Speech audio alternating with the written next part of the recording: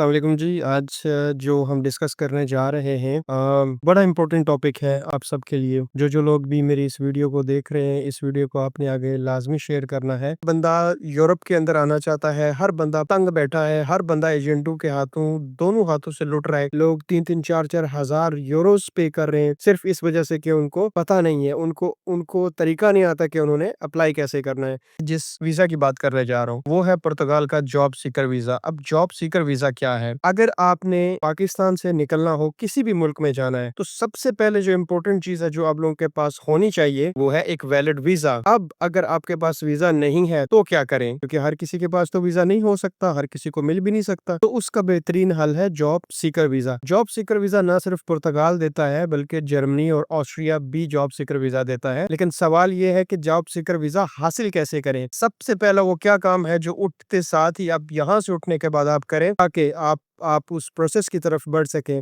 तो स्टार्ट करते हैं अपनी वीडियो को। सबसे पहले मैं थोड़ा-सा आपको एक ओवरऑल आइडिया दे दूँ कि जॉब सीकर वीज़े को अप्लाई कैसे किया जाता है। फॉर एग्ज़ाम्पल अगर पुर्तगाल की हम बात करें, तो पुर्तगाल में आने के लिए आपके पास अगर एम्प्लॉयमेंट या वर्क परमिट नहीं है, तो आपको परेशान होने की ज़रूरत नहीं है। बगैर एम्प्लॉयमेंट के, बगैर वर्क वीज़ा के भी आप यहाँ आके वर्क ढूँढ सकते हैं। जी हाँ, आपने मुझे बिल्कुल सही सुना है। आपको ज़रूरत नहीं है कि आपके पास पाकिस्तान से वीज़ा हो, बहुत कम लोगों को इसका पता है। इससे रिलेटेड कुछ इश्यूज़ भी हैं, इतना आसान नहीं है जितना आप लोगों को ये समझ आ रहा है, ठीक है? इसी वीडियो के अंदर वो इश्यूज़ भी मैं डिस्कस करूँगा और उनका सॉल्यूशन भी आप लोगों को दूँगा। तो सबसे पहले आपने क्या करना है, आईएफपी की वेबसाइट पे आपने चले जाना है, उसका लिंक मैं डिस्क्रिप्शन में दे दूँगा। आईएफपी एक गवर्नमेंट ऑफ पुर्तगाल का एक ऐसा इदारा है कि जहाँ पे आप अपनी एप्लीकेशन देते हैं, अपनी अर्ज़ी देते हैं कि भाई मुझे वीज़ा चाहिए, मैंने पुर्तगाल में आना है। वो आपसे आपकी डिटेल लेते हैं कि आप वहाँ पे क्या करते हैं। अच्छा, आप अगर वहाँ पे हैं प्लम्बर या आप हैं टीचर, तो आपने मेक श्योर करना है कि जब वो आपसे पूछ रहे होंगे फॉर्म के ऊपर, एक फॉर्म ओपन हो जाएगा आपके पास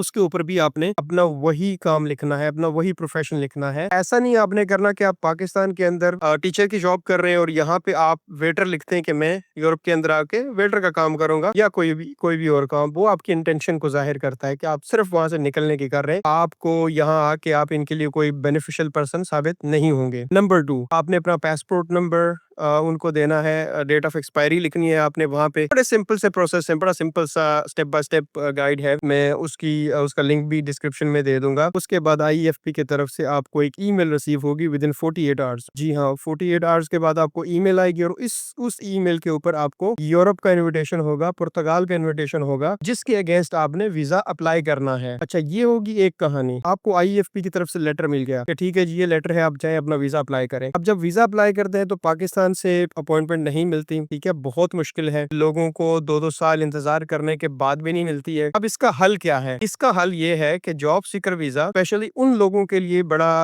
फायदेमंद है जो इस वक्त यूएई, सऊदी अरब, कतर, बहरीन या ऐसे ममालिक में रह रहे हैं। एक तो तरीका ये है कि आप पाकिस्तान में हैं अगर, और आप अफोर्ड कर सकते हैं कि दुबई की रेजिडेंसी आप ले लें, किसी भी और मुल्क की रेजिडेंसी ले लें, कम से कम वहाँ पे 6 महीने हो गए हों आपको रहते हुए, फिर आप जॉब सीकर वीजा वहाँ से अप्लाई कर सकते हैं। जो लोग सऊदी अरब, कतर, यूएई या इन ममालिक में रह रहे हैं और वो वहाँ पे वर्क परमिट है उनके पास, तो उनके लिए जरूरी है कि जो उनका कफील है या जो कंपनी है, उससे उन्होंने एनओसी लाजमी लेना है, ठीक है। अब ये आप पे डिपेंड करता है कि आप किस तरह से एनओसी लेते हैं, क्या करते हैं, क्योंकि आपकी अपनी अंडरस्टैंडिंग होती है कफील के साथ या कंपनी के साथ, एचआर के साथ, तो वो मिल जाती है, कोई इतना इशू नहीं होता है, आराम से मिल जाती है। आप एनओसी ले लें, एनओसी साथ लगाएं, अपनी बैंक स्टेटमेंट साथ लगाएं, ठीक है, और लेटर ऑफ पर्पज साथ लगाएं, ठीक है, उस इन्विटेशन लेटर के साथ, कि आप जा क्यों रहे, क्या करेंगे। उसके बाद जैसे ही आपको अपॉइंटमेंट मिल जाती है, उस दिन आपने एम्बेसी के अंदर चले जाना है। वहाँ पे 80 यूरो इसकी फी है, समटाइम्स चेंज भी होती है, लेकिन इतनी ही है, 80 से 100 यूरो, ठीक है, क्योंकि बहुत मिनिमम सी फी है। वहाँ पे वो फी आपने जमा करवानी है, फिर आपका इंटरव्यू होगा और इंटरव्यूअर आपसे सवाल करेगा, जो प्रोफेशन आपने बताया वो होगा कि ये काम मुझे आता है, उसी हवाले से आपसे सवाल किए जाएंगे, ठीक है। बी प्रिपेयर्ड, आपने कंफ्यूज बिल्कुल भी नहीं होना है, परेशान बिल्कुल भी नहीं होना है। देखें, दो चीजें होंगी, या तो वीजा मिलेगा या वीजा नहीं मिलेगा, तो इसमें परेशान होने की कोई बात नहीं। आपने कॉन्फिडेंट रहना है और आपने वही बात बतानी है जो आपने अपनी डॉक्यूमेंटेशन के अंदर लिखी हुई है, तो होपफुली आपको वीजा मिल जाएगा। इस हवाले से अगर आपका कोई भी और सवाल हो तो आप नीचे कमेंट बॉक्स में लिख सकते हैं, मैं सारे कमेंट्स पढ़ता हूँ और उनके मैं जवाब भी देता हूँ। तो अपनी नेक्स्ट वीडियो में मिलेंगे, तब तक अपना ख्याल रखिएगा।